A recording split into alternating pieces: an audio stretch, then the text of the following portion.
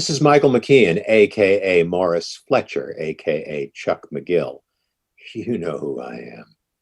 But it's time for Inside the Gilliverse with Eric Broadbent.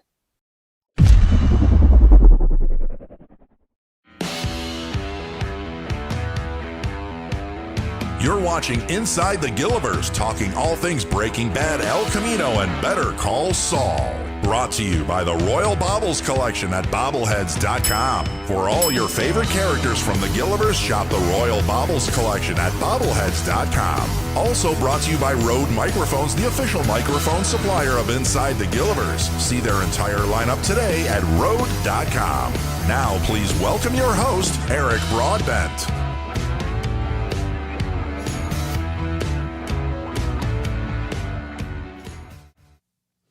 Good evening, everyone, and thank you for joining us for Season 2, Episode 19 of Inside the Gilliverse, where we're talking all things Breaking Bad, El Camino, and Better Call Saul. My name is Eric Broadbent, and it comes with great pleasure to welcome tonight's guest, award-winning editor from Better Call Saul, Mr. Chris McCaleb. Chris, how are you? I'm good. How are you? I'm good. I'm really good. We've been kind of warming up together here a little bit, and it's been nice kind of getting to know one another, and you're in a very familiar place to some people, and to others maybe not. Tell us where you are. Well, I'm in the cutting room right now for Better Call Saul because I was at work today, and here I am. This is a new office for me. Because of COVID, there's all these different protocols. We have to spread out a lot more. And so they moved me from a very cozy, very wonderful room with no windows to what used to be our lunch room. So this is like the biggest office I've ever had in my life. I'm like an executive now. I'm the CEO. I got a corner office. I've got an attitude now to match with my corner office lifestyle. It's pretty great. Yeah, bigger office means bigger ego, and that's nice. So I guess, right. Get an Emmy Award nomination and an ACE Award. I guess, you get a bigger office. The big thing is, and hopefully, is it bigger than Tom's office? Wish I could say that it was. Tom's got a bigger office? It's definitely, I think Tom does have a bigger office. It might, or it's at least comparable. We're on opposite ends of the floor. So yeah, but we're rivals. Tom and I we're mortal enemies, and I'm glad we can finally sort of talk about this publicly. The sort of like ultimate rivalry that Tom and I have. Well, his job's easy. He's just putting words on paper, right? And every once in a while he writes on some little index cards. I mean, how hard is that? And they have programs that just do it for you, I think. Yeah, that's not true. I mean, they do have those things. We don't use them. Okay. But yeah. I was gonna say, don't let Vince and Peter know that, because then Tom's out of a job, because that's his only claim to, that's his job security, right? Well, it's nice to have you. I've been looking forward to this, and as a amateur video editor myself, I'm anxious to pick your brain on a few things as well too. But it's, we talk about on the show so many things that are, characters of their own, like Dave Porter and his scoring, is a character in itself on the show. The writers, the directors, everything, the sound crew, and of course yourself and your team for editing. I mean, that's where things come alive, in the room, in your fancy office there. Things come to life. I imagine it's probably a job. I mean, we'll talk deep. We'll do some deep dives tonight. But I imagine it's something that is a passion of yours, not only a job. Absolutely, yeah. It really is. It's something. I mean, I've been doing it for so long now. I hope it's a passion. Yeah, it definitely is. It's something that I love doing, and it's lucky that the thing that I love to do is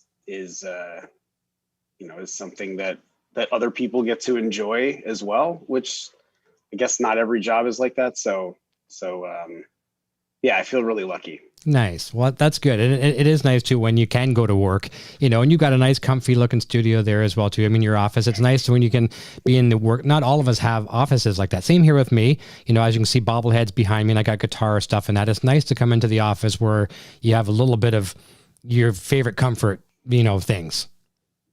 Oh yeah. I definitely, I mean, and you're just seeing kind of one, cause you can't see the other direction. No.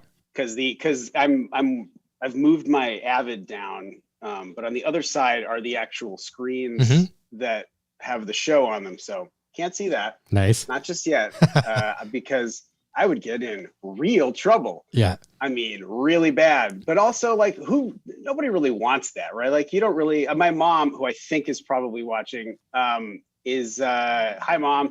It's her birthday today. Happy birthday. Happy birthday. It is. I'm always like, I can't tell you anything, and she'll ask it like a really innocuous question, and I'm like, I can't talk about it. I can't say anything, and also you don't want me to, because then it's spoiled. Yeah. So I had when Kelly Dixon, who was an editor on Breaking Bad and the first 3 seasons of Better Call Saul, she was my mentor. She's why I worked on Breaking Bad, and I was her assistant. And oh man, I totally lost my train of thought about what I was going to say. Why did I say that? I was her assistant. Yep. But she had an assistant on Breaking Bad, and she was like, I can't take you to Breaking Bad. I understood. I was a fan of the show. And then while we were working on this other thing, her assistant retired. Great guy named Mel. And she said, all right, do you want to come work on Breaking Bad? And it took me a minute, because as a fan, I was like, do I really want the last season spoiled? I'm not going to be able to watch it. Sure. But luckily, I mean, Kelly didn't have to like strangle me to make the right decision. So, that's something I've never thought about. I've never thought about this until now. So like some of the actors, and cast and crew are married. And are you married? I am not. Okay. Well, those that have partners and significant others, imagine like, Ray Seahorn or something in the middle of the night sleeping and having a dream, and she's talking in her sleep, and she's like, I'm going to die, or whatever. Right. And it just bursting out something like, I talk in my sleep sometimes. I snore more in my sleep, but I talk in my sleep. I can just imagine if someone said something crucial, and it got leaked or whatever. Oh yeah. That's the thing I always say. And anybody who I've ever, I'm not in a relationship right now, but anybody I've been in a relationship with, I'll say things like, I can't say anything because I wouldn't want to know someone else's like work secrets. Nope. Because what if we get kidnapped? And what if it's like, I've seen too many movies. Yeah. It's like, they kidnap your family or your significant other. So that they can find out how a TV show ends. I don't know. Maybe that's not actually happening, but that's the fear. And I'm sticking to it. I'm not gonna tell anybody anything. I totally had this vision a while back when Tom come back on as a return guest, and he had all 12. He had 12 sets of the index cards. One there was 13 obviously, and there's one he had aside because he was still writing it. But I could picture Liam Neeson breaking into Tom's house, and he's going to find the index cards, and and Tom's going to go missing and all this kind of stuff. But obviously, no, yeah, maybe we could work on that idea. I haven't seen Tom in a while. Now that you say that, okay, this could be a problem. It could. All right, let's find out where Liam Neeson is. Oh no, Taken is it Taken Part 4 or something like that? Tom's been taken. Yeah, Tom. I love that. That's the stakes. The stakes just get lower and lower. No, it's Better Call Saul cards. It's not how do I save my daughter and family? It's like, how do we get these index cards? I know, because fans are going to kill us, kill you guys if we don't get the season out there. Exactly. Oh man, that's fantastic. Oh, this is a great way to start the show. So we've got some fantastic super chats and PayPal donations coming in. Thank you to both Karina and Andrea over in Germany, and Karina here in North America and the USA. And so thank you for that, and super chats as well. First one coming in from Dilly Diamonds says, Chris, I beg of you, please give us 2+ hours podcast episodes for the final season. Also, do you record all the podcast episodes in one weekend or over several weeks? Great question. And first of all, for those that don't know too, let's keep that question. And I'm sure everyone knows, but for those that don't, the Better Call Saul Insider podcast, which I love. So tell us about that, and maybe with Dilly's question there too. Oh, sure. Yeah. The backstory of that is that I am the co-host of the Better Call Saul Insider podcast, where it was started by Kelly Dixon, the editor, who I mentioned before when I lost my train of thought. And she started it on Breaking Bad, season 2, I think. And she had to convince Vince Gilligan to do it because podcasts were pretty new. I mean, they'd been around. I'm an early adopter on podcasts. like probably it's probably too much a part of my life. But anyway, so Vince was like, why would I want a podcast? Like, nobody wants to hear us talk about an episode. And they did one. And by the end of like an hour, Vince, apparently, according to Kelly, Vince was like, we got to do this for all of them. Like, we got to, go back. They never did season 1 of Breaking Bad. They didn't go backwards. But from that point on, they did it every season. And it's free. Nobody's getting paid. Everybody's doing it on their own, free time, and it's free to listen. And it's a really like, if you want to know how the sausage is made, it's definitely like a deep dive. And Vince and Peter are on almost every episode. I think Peter's been on every episode. And then we usually have the writer of the episode. We try to get the director, and then we often have like one of the actors, or we have, a sort of a key crew member. And Dilly Diamond, is that the name? Yeah, Dilly Diamonds. Yeah. Yeah. So thanks for shouting out the podcast. I don't think anybody really wants 2-hour episodes, although I think we did have them on that last season of the Breaking Bad Insider. They got really long. So I don't know. We could go forever on it. It's just so Jen Carroll, who's a producer on the show, and she on the TV show, and then she produces the podcast. She's great. She's awesome. And have you had her on the Gilliverse? No, but we talk about probably at least once a week. Oh, you got to get her on. I'm trying to. I don't even know how many of her stories she can tell, but she's got stories, and she's just an amazing. She's amazing at her job, and she's an amazing human being. So she's a great person to have on. But we schedule these things because we do them on Saturdays usually. Sometimes we've had to do them after hours. After shooting, even when we're all exhausted. Yeah. And you can tell sometimes when we're podcasting after dark. And it's all about availability. So and asking someone to stick around for 2 to 4 hours, like it can be a kind of a big ask. So we do them as long as we can. We always have to stop. Like, we could just keep talking, because the biggest criticism we get of the show of the podcast, not of the TV show, is that it's just like a bunch of people congratulating each other and telling each other how good they think they are at their own, it's like, oh, you're so great. No, you're so great. And what you're hearing is legitimate and genuine enthusiasm of people who really like each other and really like working together. And, I imagine that could maybe be, could be annoying to listen to. It's like you and me coming out of the bar at 3 a.m. I love you, man. I love you, man. Yeah. Except if we came out of and we were like college roommates. And we just knew each other super well and got, felt lucky to have the opportunity to work with each other. So, what was the other part of that question? We can have 2-hour podcasts. Yeah. And then do you also, do you record all the podcasts? Yeah. Do you record all the podcasts? Yeah. We usually do them. We try to do at least 2 at a time. And sometimes we do 3 at a time. And that's tough. Because at that point, we start at like 9 a.m. on a Saturday after we've, been working all week. And then, and usually I think we've slotted them generally in like 90-minute segments. Nothing ever starts on time because, people straggle in and then they go long because we're just talking and there's no, we don't have segments or any kind of format for the podcast. It's just kind of a free form conversation. And, it's by the time we're done, because we take a break after 2 of them and then we do another one. And then we've been there for like 6 hours. It's a long time. 7 hours sometimes. Yeah. And then it's a lot more for me to edit, because I also edit them, which, and mix them.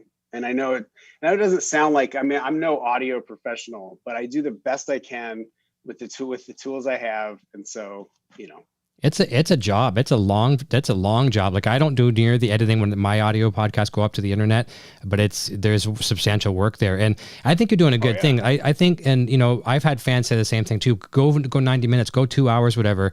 And I've adopted this long before I even started doing the Gilliverse show with all my music shows. I do 60. I used to do 90 minutes for some of the other shows, but this has been 60 minutes. And I'm sure people would love to sit here and listen to you for 3 hours or Giancarlo for 3 hours. But if we did that, let's say I go 3 hours with you tonight and the fans would love it. You've given us everything, right? You know, and then, you know, what are we going to talk about next time? I'd like to have you back. So we do 60 minutes, you know, thank you, bam, you know, we're done. And people are like, oh man, we didn't get to talk about this. We didn't get to talk about this. So that means you come back. And that's been my way. Wanting more. Yes, exactly. Right. Yeah. You know, I'm a rock and roller. So you know what it's like, right? You don't give them your whole album. You give them a couple of hits and something you're working on. But yeah, here is a super chat from one of our members, from Jen Stevens. I thought your work on season 5 of Better Call Saul, episode 7, JMM, was brilliant. What was your biggest challenge working on it? Oh, wow. Thank you. That's really nice of you to say. And I'm sure that Melissa Bernstein, who directed that episode, would also appreciate hearing that. Melissa, she's one of the executive producers of the show, and it was her directorial debut. First time she directed, I think, anything. I think we talked about that on the podcast. Okay. And she just like knocked it out of the park. What was the most challenging thing? Boy, that's a tricky question. Because what can I say? I mean, the trickiest part, usually, some of the hardest stuff is getting things to time, getting things in kind of like a shape, because we have there are thresholds above which we cannot go time wise. But you know, they've been, luckily, the people who, Sony and AMC, have been very they've been great about some of these episodes being longer, and so that's really good. But I'm trying to think of like a difficult scene, just because, okay, like the scene with if people haven't seen season 5, I don't want to totally spoil it, so I'll speak vaguely. It's a scene involving Gus, and there's a hotel room, and there are 2 other characters from the past, and you know, tonally, it's ultimately more about what's not said, and I think that kind of thing, like writing, directing, editing, when the thrust of something is the absence of information or the absence of a reaction, that can be really, it's trickier. And, you know, it's also a lot of that happens all the time on this show. I remember there's a scene in episode 209, and it's Jimmy. It's sort of in the aftermath. Chuck has figured out that Jimmy, he thinks he figured out that Jimmy switched the numbers on his thing and made him look crazy in court. And he's confronting him, and everything he's saying pretty much is true, but it sounds crazy. And Jimmy is denying it. And Kim is there, and she doesn't say a word. And it's like a 7-minute scene. Yeah. And that Peter Gould wrote and directed that episode fantastically. And I cut that scene, and there's so much material. And but with Kim, with Ray, she says she has like 1 or 2 lines, but she is very much a huge part of the scene. And so, but she's giving nothing, but the nothing that she's giving has to tell you everything. And so that stuff is really hard. And I would say that particular scene in 507 was difficult to get the tone right. But, you know, when you have really good actors, you know, you'll find it eventually. And when it's well written. So, yeah. I like that. That's a good example. And something I could maybe for some of our musician friends that may be watching, because we are a music channel, it's like your role, the role of the editor could be compared to, let's say, a musician, a drummer who has a 20-piece drum kit. Just because you have a 20-piece drum kit doesn't mean you have to hit every drum, right? Yeah, that's a great analogy. That's something. Yeah, that's something that I when I talk to other editors or aspiring editors too, it's like, just because you have every shot doesn't mean you're required to use every single shot. It's about choosing the right place to be for the story at that moment. And, on a show like this and on Breaking Bad, you have this embarrassment of riches where you have, too many good options. Yes. So it makes our job harder, but it also makes the scenes a lot better and more rewarding. So agreed. Here is a 2-part question. This is a super chat from Adam Strickler. Adam's been a great supporter of the show. Thank you, Adam, for the super chat. So he asked, first question he asked, and then I'll go over to his super chat. What is your favorite go-to snack when you're editing? So that's cool. Think about that one for a second. And it could be a chocolate bar, could be chips. And at his second part of the question is, where did you get your experience? And is there any such thing as a linear or is there any such thing as linear or non-linear anymore? What's the teddy bear's name? Well, we got lots of questions from Adam, but we'll see if we can answer those. Wow, so that's favorite a snack? 3-part question, Adam, and I don't appreciate it. We got to do some editing there. Linear editing, I believe, if my memory serves correctly, refers to film editing.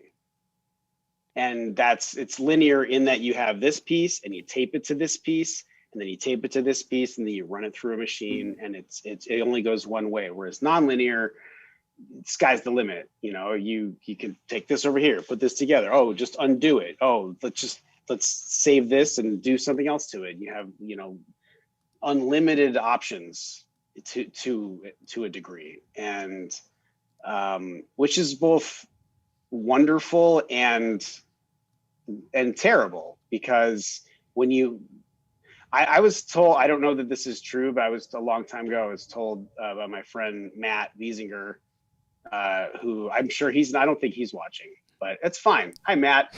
That the word decide comes from the Latin, which means to kill your options. And so that's a big part of, the decision making.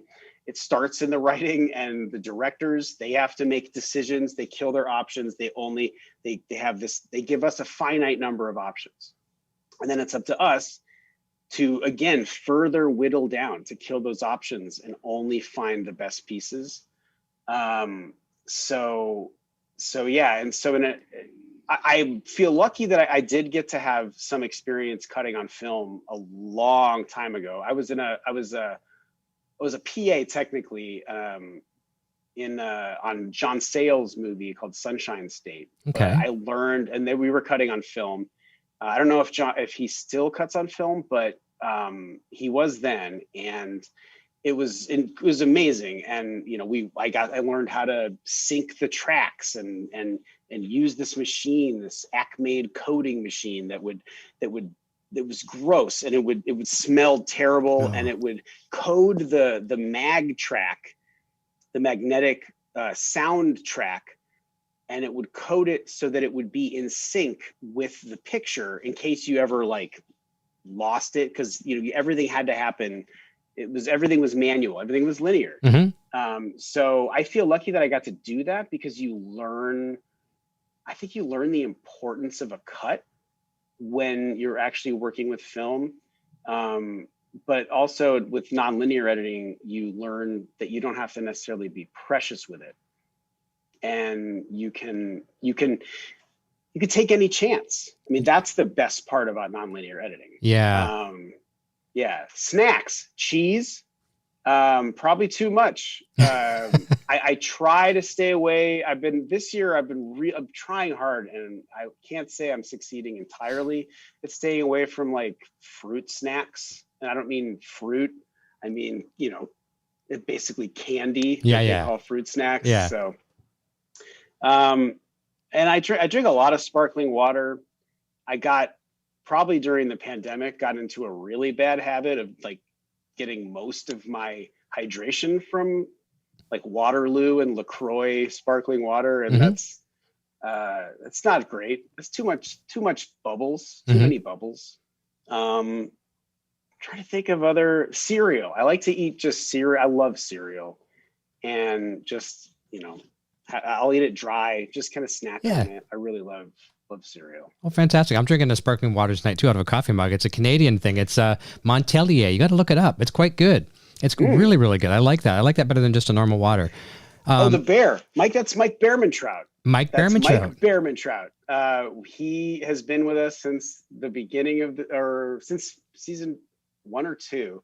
And if you're a listener to the Better Call Saul Insider podcast, you'll know that Mike Behrman-Trout is very real, and he contributes to the podcast. Anytime anybody, like especially Vince and Peter, when they don't remember, they're having a hard time remembering a fact, or like, where did we shoot that? Who helped us out with that? I turned to Mike. They'll ask Mike, and Mike's got all the answers. Okay. And it's Mike Behrman-Trout. He's my editorial assistant. I think I've seen some photos on Twitter a couple of different times, someone holding him. He is, in fact, he's in most of the podcast pictures. Yeah. And he is also on Twitter at M Behrman-Trout, and he's on Instagram at Mike Behrman-Trout. Okay. And he's been in hibernation for a little bit, but we're back at work now. So good. Get him out. He just might start posting more stuff. Good. I'll follow him for sure. I'm not following either account, so I'll do that for sure on both platforms. Right. Awesome. Here's a question from Zoko Santos. Says, how long was the editing for Bagman? No, you didn't edit Bagman, did you? I didn't, no. But I think it's been discussed that episode was pretty epic. And I mean, you should definitely have Skip McDonald and Joey Reinisch. Joey is another one of our editors. Joey Reinisch was my assistant in season 4, and we also worked together on Lodge 49, and which is another great show, highly recommended. And he then, because of schedules, he then went and worked with Skip on El Camino, and now he's working with Skip since season 5 as his assistant, and then they co-edited Bagman. Okay. And it's just epic. And I know that we don't get any more time necessarily just because an episode is huge. As an editor, we get, we start editing as soon as we get the footage, which usually is the next day after they shoot. And then we get, a couple of days after they finish shooting, or after we get the last footage, to put it all together, and we present it to the director. And then the director usually gets 5 days, which is a DGA, or 4 days, excuse me. And on that one, I think it's a little different. I think Vince, as the co-creator and as executive producer, I believe he had, more time than that. But I mean, that episode was just epic. Mm-hmm. The schedule was epic. The episode was epic. So, and it's a really good one. It is. Well, I've noticed, especially with seasons 4 and 5, you're pretty much editing every other episode. So is that done in a process? So your colleagues, like, you're working on one, your colleague works on the other, like that, so you can be working on a couple episodes at the same time, but not all on you? That's correct. And the way that's a TV thing. Mm-hmm. The difference with this show and almost every other TV show is that we don't do our producers' cuts generally until after we're done shooting, generally. Mm-hmm. And normally on a show, that's why in a normal show you have 3 or 4 editors in a rotation, because you do your cut, then you work with the director, and then you work with the producers, and then you work with the studio and the network, and then you're done with the episode. On this show, we do our editor's cut, we work with the director, and then boom, we're right back into an editor's cut. And so it's just this constant thing. And then, we are working with the producers, the showrunners to, there's a lot of questions because they where everything, it's a very fluid situation, film and television production, especially television, because you're telling this ongoing story, and you have your plans, and sometimes you have to shift those plans. And so it's incumbent on the editor to be up to camera, as we say, which means we're caught up. We don't have like a million scenes still to cut and that we haven't looked at. So when the director says, "Hey, how'd that scene look?" we don't say, "I don't know. Hey, yeah, I'm busy. I haven't seen it yet." So that's probably the worst answer you could give to any question. Get that wheel rolling. Once it's rolling, it stays rolling. Anytime there's idleness, there's problems.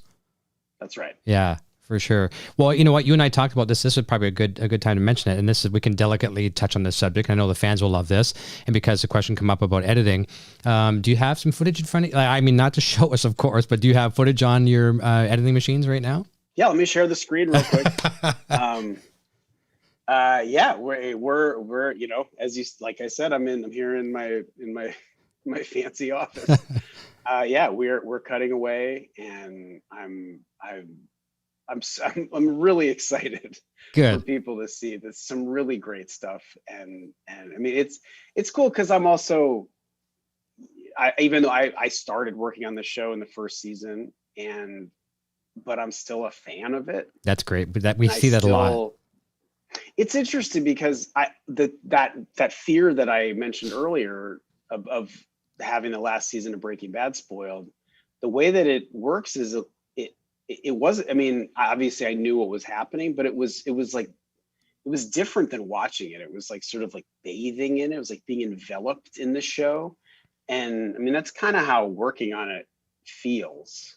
And it's not unpleasant. I like it. That's good.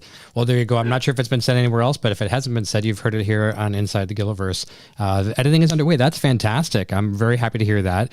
I hope I'm not breaking that news. Yeah. And from Pinterest Fail Mom, what episode or scene that you've worked on are you most proud of? Is there a special little proud baby or proud father moment, that you're really, really proud of? It could be something simple too.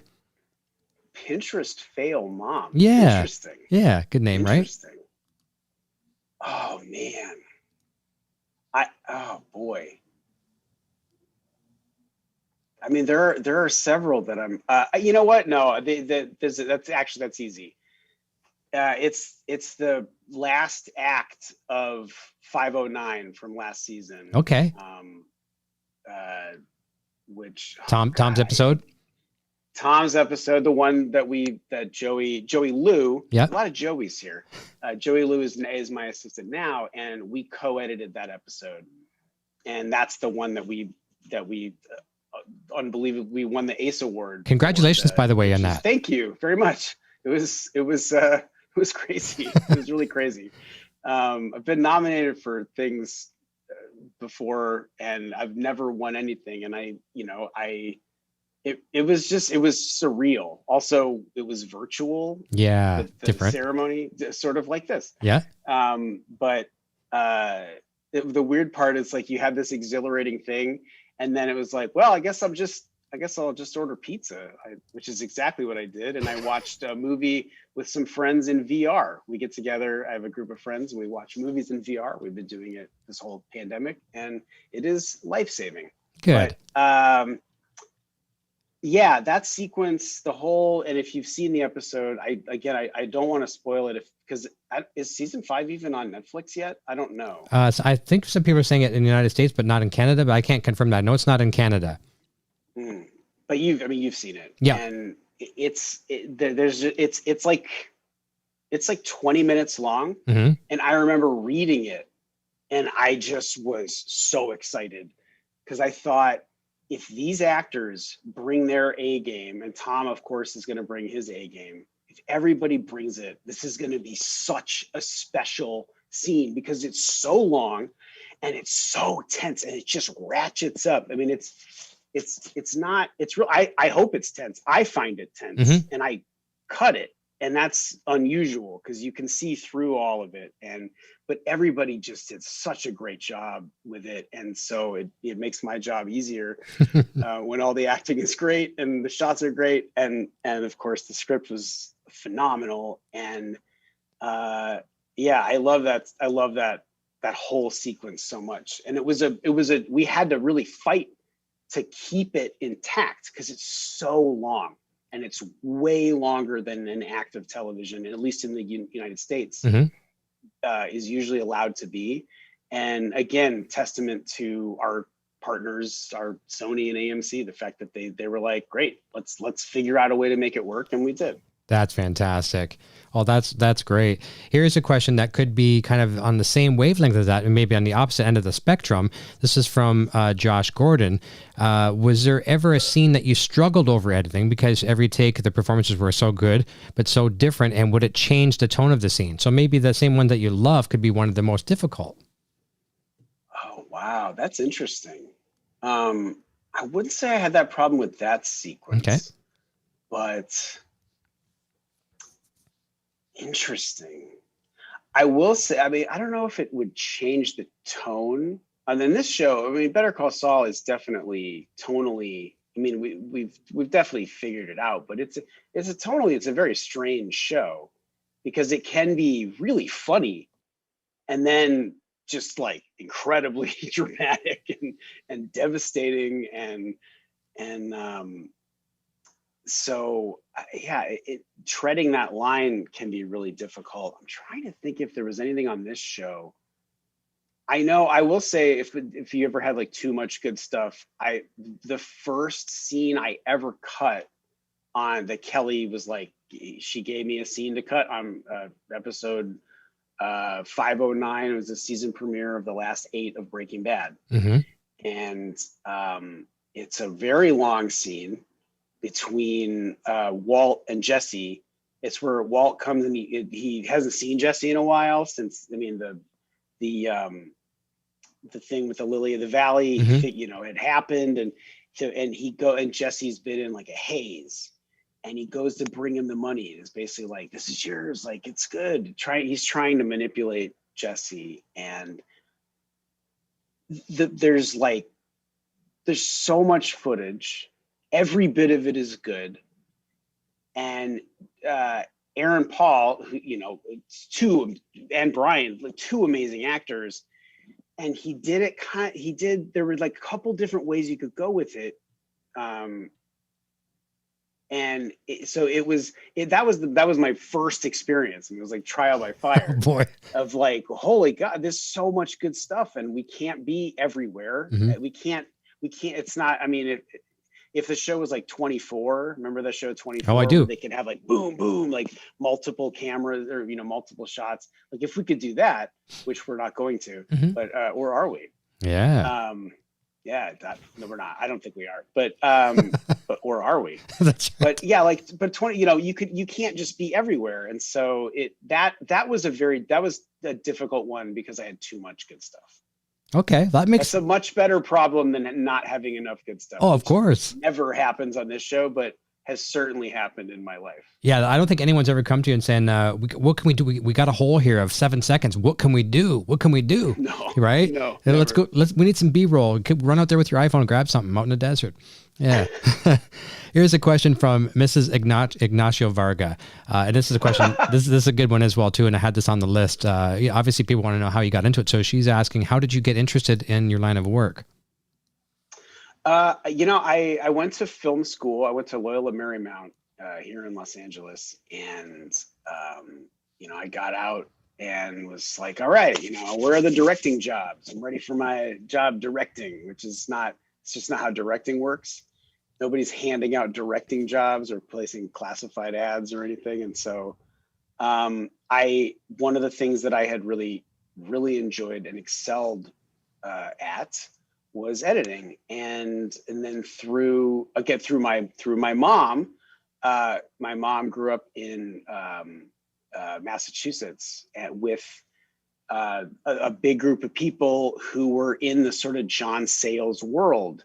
And Maggie Renzi, his producer, and like creative and life partner, had always said, like, you know, if Chris ever wants to work in the movies, and they had a job as this editing PA. And so it was like nepotism for my first job.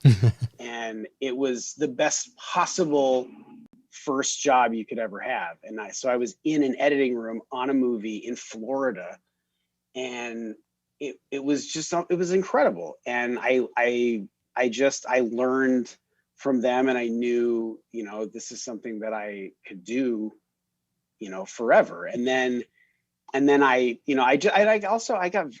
got super lucky in that I had a series of really great mentors. And Kelly was, of course, one of them. And before her, there was a guy named Brian Carroll, who was a producer on, he sort of like ran post-production on Michael Mann projects for a number of years. And a chance interview for a job sort of put me into his path. And then I worked on ultimately four Michael Mann projects. I worked on a TV show he did called Robbery Homicide Division, which very coincidentally, Vince Gilligan was a writer on. This was in 2002. Wow. And it's right after the X-Files. And then I worked on Collateral and Miami Vice, the movie. And then years later on the HBO, the pilot for the HBO series Luck, which is where I met Kelly. Oh, fantastic. Yeah. Luck, go figure, right? Yeah. Yeah. I have, you know, there's an element of that. I mean, but also it's that thing, what does the word luck even mean? And I think the definition that makes the most sense to me is that it's opportunity meeting preparation, and it's being ready when the ball is thrown at you to catch it.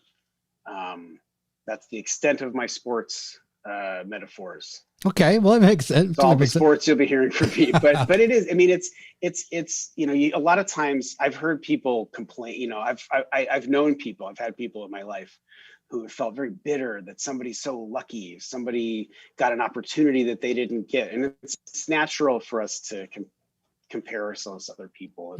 It's human nature, but you don't know what else. You don't know.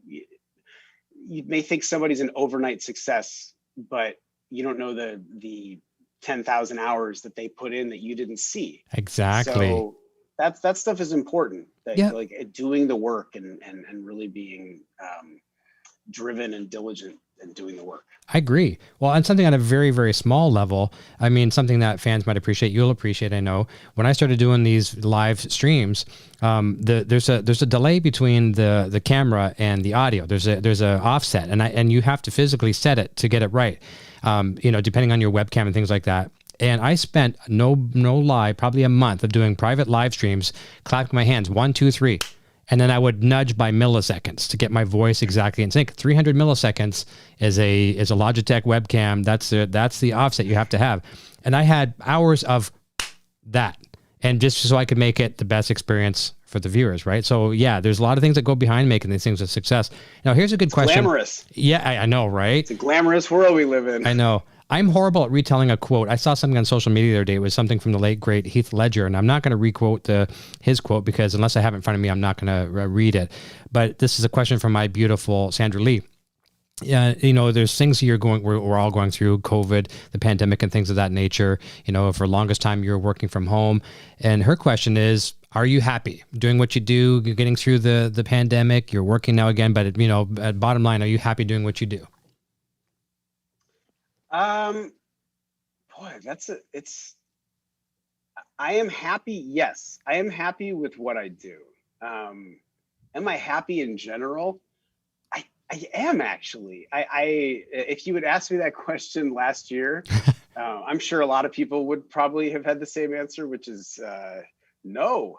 I'm not happy. Right. And, you know, through you know, for a variety of reasons, personal reasons, professional reasons. I mean, 2020 for everybody, and I can count myself in that group, was, I mean, professionally was devastating, I mean, God, I mean, I am, again, I'm lucky, I'm healthy. I had the ability to stay safe and to not, to stay inside and to not go hungry and not run out of water and not get sick. Mm-hmm. And so, I count the blessings there, but that you can, I think that you can, if you don't acknowledge the things that are difficult, I don't know, you run the risk of being swallowed up by it. Yeah, exactly. Well, so, and which is, again, stuff I've learned. Yeah. We're going through it right here, and I'm still able to put a smile on my face because I choose to.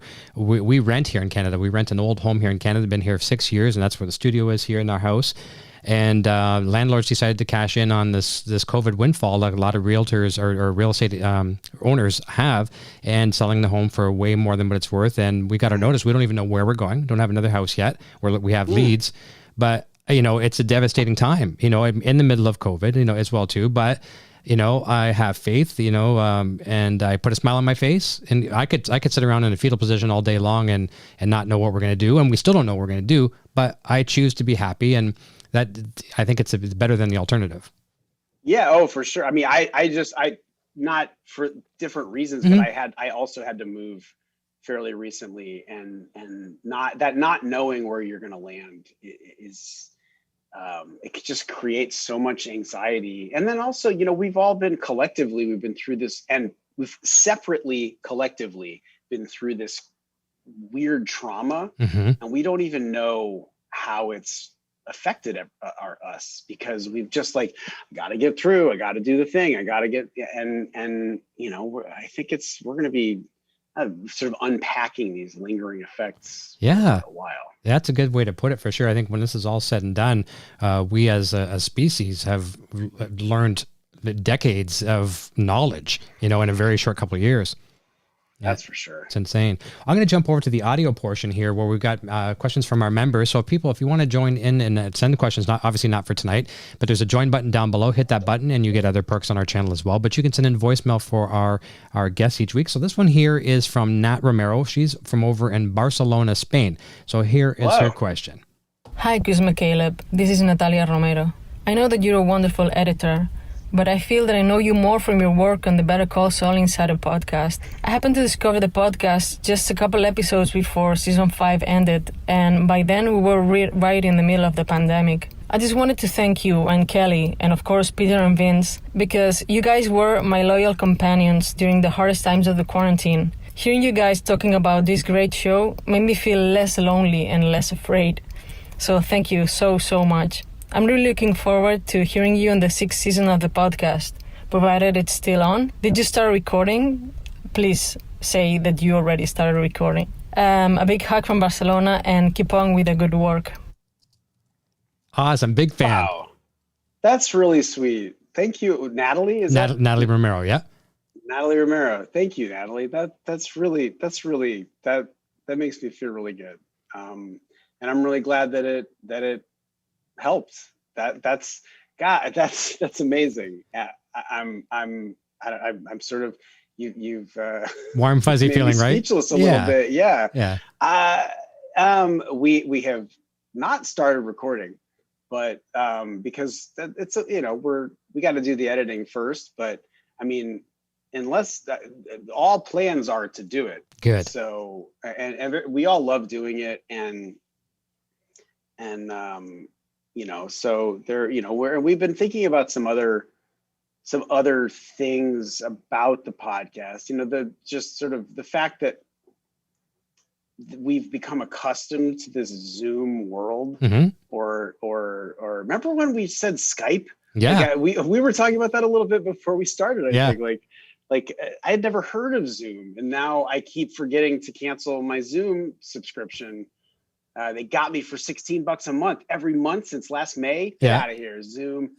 But and this episode's brought to you by Zoom. You go. But here we are on Zoom, and Zoom help us out. But we've been talking about some different ways to do certain elements of the podcast. But the plan is still, hopefully, because we're a ways off, to be able to all be in a room together, because we do have very strict COVID protocols in our offices and in our productions. I mean, I'm not wearing a mask right now because I'm alone in my room. Yeah. This huge, crazy room. But if I leave this room, I wear a mask. Everybody's wearing a mask. If I have someone else in the room, we're both wearing masks. So, it's even though, I think, I think everybody's vaccinated. So. Okay. That's good. Yeah. I heard trying to stay safe. That's good. I know Tom had told me about getting the vaccination a while back, and that was good. So good to know. We're going to be getting here, our family, soon in Canada too. So I'm definitely looking forward to that. So next question. Oh, actually, no, before I go to the next audio question, thank you to a great attentive fan. Zoko is reminding me about the question, and I really hate missing this question. So the Gilliverse is this imaginary little place we take off into a rocket ship every Friday at 9:00 Eastern. We get in this little ship. It's tiny. It only holds about 50 people.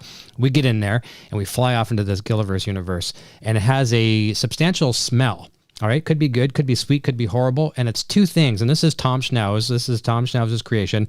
In the Gilliverse, it smells like this and this. So I'm going to ask you right now, what do you think it smells like when we get there? Well, I mean, I can tell you definitively what it smells like because here I am. Okay, right. In the Gilliverse. Yeah, you live. I'm all the way in it here. And it's definitely, it's apples and cinnamon. And I like it though. I like that. I like both. I was wrong. I guess I was wrong. I was wrong. Cinnamon. Apples and cinnamon. Yeah, it's like a warm apple pie. Yeah. That's what it's. That's where we're at.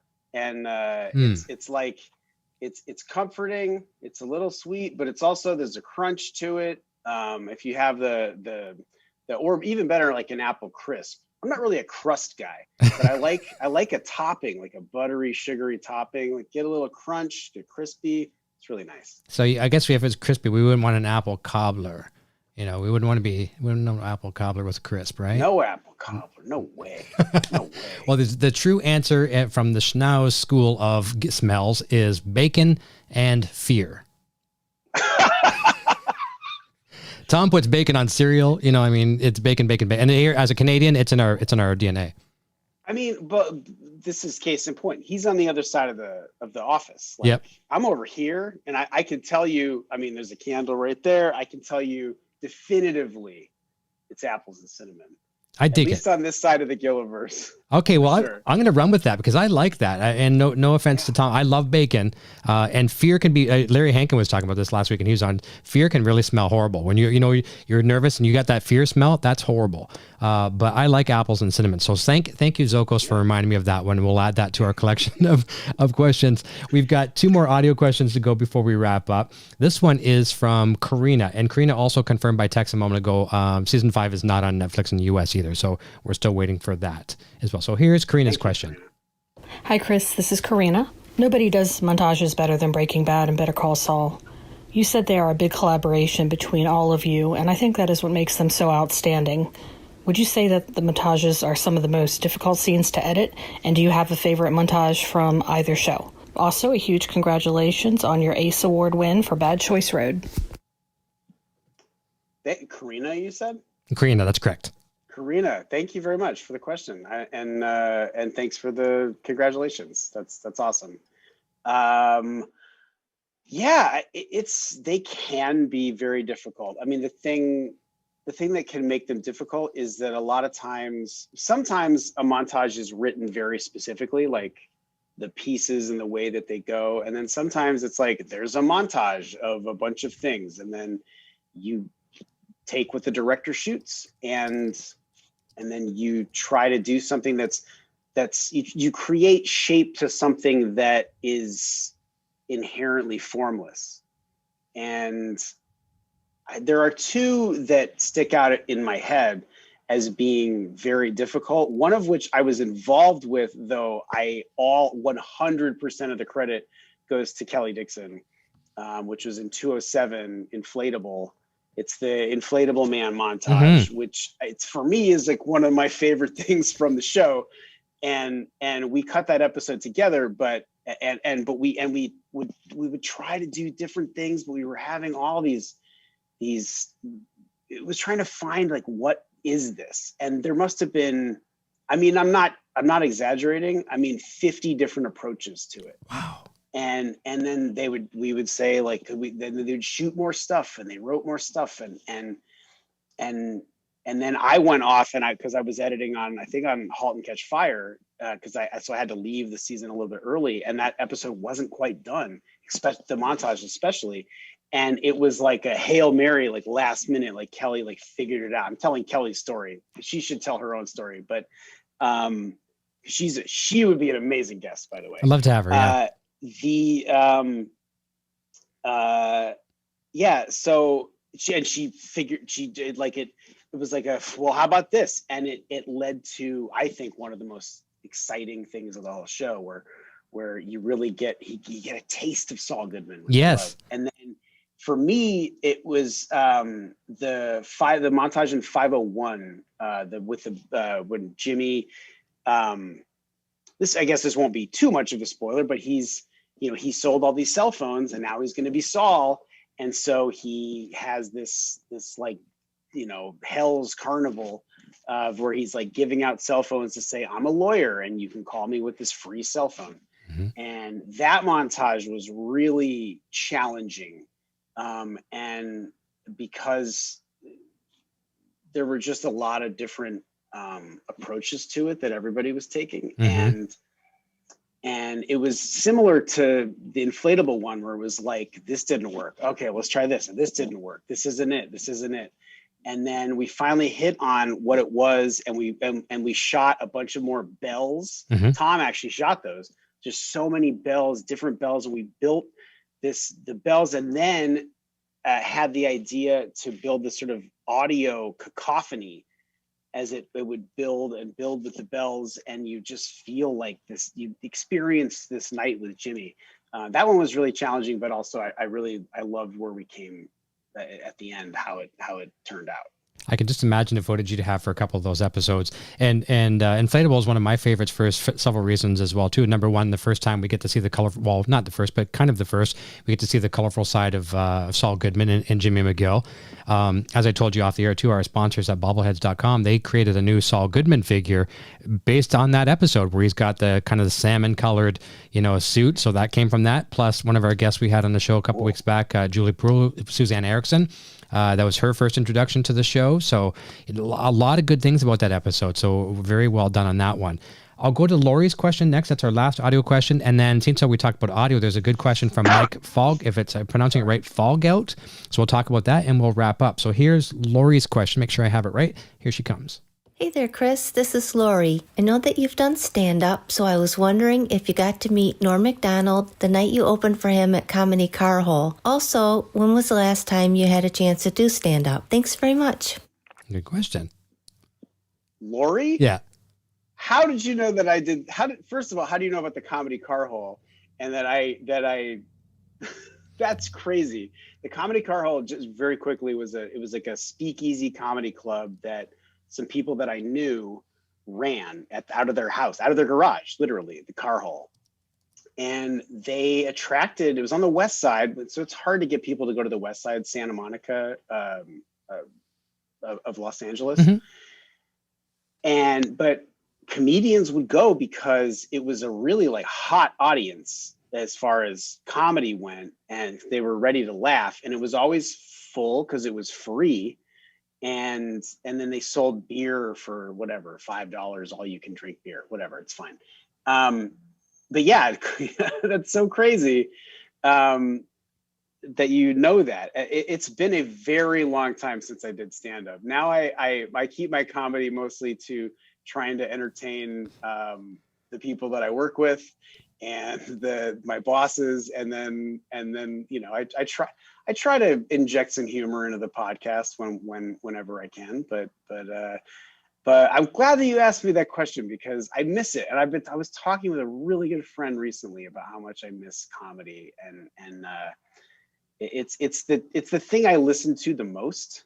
And Joe DeRosa, who's the veterinarian on Better Call Saul, He's one of my favorite, like hands down favorite comedians. And those first couple seasons of this show, Better Call Saul, it was just a lot of crazy hours, long hours. And I would listen, I had a long commute, and I would listen to his albums just over and over again, and they got me through. I love comedy. That's so wild. I did not get to meet Norm Macdonald. Oh. I didn't get to meet Kumail Nanjiani when he was there, or Tig Notaro. It was usually those people, like, they showed up, they went on stage, and they left. Gone. But everybody was cool. I mean, there was nobody who you were like, I don't yeah, like that person. Yeah. But I have also, and then another time I ate next to Norm Macdonald, like one table over. That's He was with cool. his family. Yeah. I didn't want to bother him. No. But I didn't say we did comedy together, because that's not. Yeah. You don't want to do that. No. You don't want to get into it like that. Well, I hope you do get to do it again. And, you know, it's so weird. We got to experience for a little bit there when the onset of COVID came in. A lot of these stand-up comedians, I know one, for example, kind of a fan of everyone inside the Gilliverse, Patton Oswalt. He's friends with you guys and the crew and stuff like that. And I remember seeing he was going to do his first virtual comedy. And there was a lot of comedians following. And I'm not saying he was the first, but maybe one of. And it's so tough, you know, and musicians as well, too. I hosted some live concerts where people were performing on my show, and it was a benefit concert. And you don't have that reaction of the laughter. You know, you throw out a joke and you're just hoping someone on the end of the Zoom screen appreciates it. It's got to be a real challenging thing for an artist to do, you know? Every comedy podcast I've listened to during the pandemic, anybody who's done those Zoom shows, they all say the same thing. It's like, yeah, you tell a joke and it's just silence, where you hear like, just like weird, broken, garbled stuff. And yeah, it's tough. But I'm glad that things are, you know, clubs are opening up. I've seen some outdoor comedy. Yeah. The Car Hole, I guess, technically would have been outdoor comedy. Okay. But they sort of like you, they were renting, and the owner of the house sold the house. So yeah. And they moved to the somewhere deep in the valley, and they had a waterfall by their pool, and they tried to have the comedy waterfall, but it was too far. Yeah. Just way too far to go. So. Oh, bummer. Well, two last questions. The very last one will be mine, and I'll set it up for you so you can think about it for a second.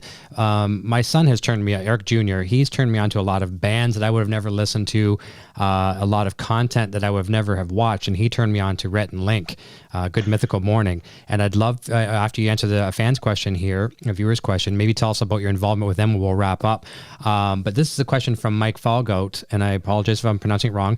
How many rough cuts are done before a final edit is released? We touched base on it a little bit. And how is the collaboration with Dave Porter regarding music tracks as you're cutting scenes? Great. That's a good question. The first one is, it depends on the scene. It depends on the episode. We sometimes, there are, hundreds of permutations, sort of like we were talking about with the different montages. So many versions that you'll never see. And sometimes you do a version that you just love, you fall in love with, nobody gets to see it. That's just sort of the nature of editing. Like, you try things, sometimes they fail, sometimes they surprise you, you do something exciting. So it would be, I don't think that there's like a binary way to say like it's this number, but you'd probably be shocked how many weird little sequences are in the bins, that, you know, it's like this with this different shot, or with this now he waves, now he doesn't wave, stuff like that. As far as Dave Porter, what I love about this show is, unlike a lot of other shows, we don't temp music in, and we make, except for the montages, a lot of times, you know, you got to cut to a song or something like that. And I believe, with one exception, Dave Porter we haven't really temped with Dave Porter stuff. I think there was one episode where we did, and I don't remember if we've talked about it or not, so I probably shouldn't say which one it is. But not that it will change the world to know that information, but But Dave, we do these spotting sessions, these like really long spotting sessions with the sound department and with Dave. And I love Dave. And He's great. He's again, this is why people, it's the complaint about our podcast, is that people make, oh man, I love the work you do and you're such a great person. He is, and Dave's just a phenomenal human being. So Dave, I hope I'm not speaking out of school, that he doesn't even read the script. He just watches the cut for the first time so he can feel it. Mm-hmm. And we don't put any music in, which is really unusual. And what I love about this show is that, and Breaking Bad, is that the scene has to work without score. Mm-hmm. And so then we sit there and we just watch the thing and we go scene by scene and we stop and we talk about sound. And then, Peter would say like, I'll turn to the man to my left and he'll talk to Dave and Dave will say, I don't know that I hear music here. Or he'll say like, yeah, I could feel like there'd be this or there'd be that. Maybe he talked about it when he was on, I don't know. But and the thing that I would say about Dave, and I've told him this to his face, is that so there was a scene that I edited in Breaking Bad in the Granite State, the penultimate episode of the series. It's when Jesse escapes from the Aryan, the prison that he's in underground. And it's so tense and it worked, no music. And then Dave added all this music, and at my first reaction was I was mad. I didn't want that. And now, I mean, I can't imagine it without it. It's perfect. It's so good. I mean, Dave has the best instincts, and that's what's great about a collaboration is people bring something to it that you didn't necessarily have in mind, and it makes it better. And that's, again, being lucky to work with really, really, talented artists. Fantastic. And Dave has shared so many stories, how some of these things come to life. He's a genius. He is coming back, actually, by the way. He was on the show before it was Inside the Gilliverse. It was back on my Rock Shop live show where we, interviewed a bunch of composers and musicians and things of that nature. And he's quite busy at the moment, but he is coming back probably in about 6 weeks. So we'll see Dave back on the show. A good rapport with Dave. Yeah. And so let's take a quick second. I know we're a little bit over time, but just a quick second to touch base on Big Fantastic and what that is and the involvement with Rhett and Link. Those guys, I mean, kudos to those guys for starting off in the basement kind of deal into where they went. So Big Fantastic is separate from Rhett and Link, although we were contemporaries. I stepped aside from editing for about 5 years, and with 3 other filmmakers, started a company, and we wrote and produced and directed short form, mostly drama series on the internet. And we were just a few years too early. But we had a lot of success early, and we did series with Michael Eisner and with Warner Brothers, and we shot stuff in India. I mean, it was crazy. It was like living our dreams, and it just financially it just didn't work out, and we kind of at a certain point all had to go back to our day jobs, and sort of towards the end of that, because I had done that, when Rhett and Link were doing their TV series, Commercial Kings, they needed to continue feeding their channel, their main channel, because that's their business. I mean, that's their livelihood. And the talk about some of the nicest guys, the best guys, and like what you think you see, it's exactly what you see. Oh, nice. They're the best.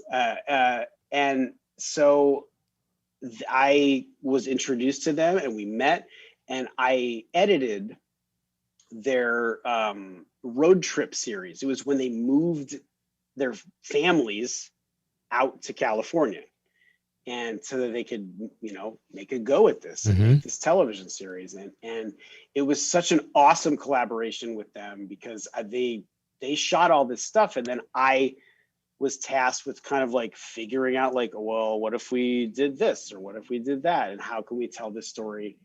And they being like excellent storytellers, and they know their thing. They know exactly their thing. And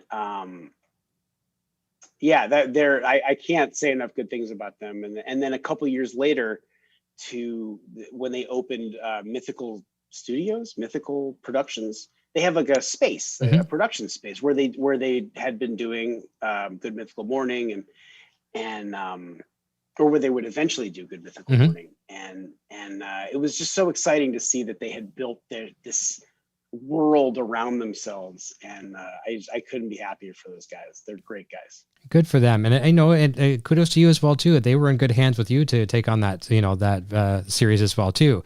That's nice. Thanks. Yeah. Thank you. I really like those guys as well, too. Like some of their skits they do, like Will It Sandwich, and, different things like that. And some of the things that weren't edible, but they would try to see if they could eat them. And just some crazy, crazy things. And of course, being a musician, I liked always seeing the nice fancy PRS guitars and fancy stuff in the back walls. And it was pretty cool.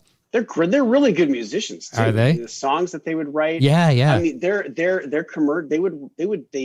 the way that they became viral is that they were making these commercials, and that's how they got their TV show. And it was if you search out, look up their ad for butt drugs. Okay. That sounds like a joke. Yeah. Rhett and Link. Real place. It's a real business. Okay. And Rhett and Link are the best. Like those guys. Awesome. Well, thank you for sharing the story on that as well, too. And listen, we've kind of run a little bit over time, but I want to cordially invite you back, and we'll get Kelly on as well, too. We'll reach out to Kelly. But thank you so much for your time tonight. I really appreciate thanks for it. having me. It's been fun. Awesome. Yeah, time flies, doesn't it? It does. I got to go take my mom to dinner right now. Okay. Her birthday. Well, let's all happy birthday once again. We'll get you out of here right away. I just want to say a few thank yous to some people. First and foremost, I guess it's a little different for our U.S. Viewers. Memorial Day weekend. So please have a safe Memorial Day weekend out there. Thank you to all of the men and women who have served and continue to serve, those that we've lost. But we wouldn't be able to do these things that we're doing like this if it wasn't for people that are fighting for our freedom. So have a safe one. I hate to use the word happy Memorial Day weekend. I mean, I hope you're all happy this weekend, but I wish you a safe Memorial Day. And I want to thank a lot of people here listed as well, too. First and foremost, Chris, for joining us tonight. My beautiful better half, Sandra Lee, who is our executive producer. Couldn't do this without her, that's for sure. Our show sponsors, Warren, Rachel, and the team at bobbleheads.com. Be sure to check them out with all your Better Call Saul action figures. We'd also like to thank our channel members, our Patreon supporters, our channel moderators, our YouTube subscribers, super chatters, PayPal donators, and those that purchase our merch like I'm wearing right now from our Broadstash boutique at broadstash.com.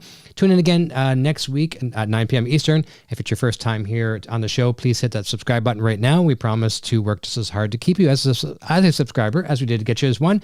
And hit us up on Instagram and Facebook at Inside the Gilliverse. Chris, I'll say goodbye to you off the air. Everyone, again, have a safe weekend. Be safe out there. We look forward to seeing you next week. And until next time, cheers.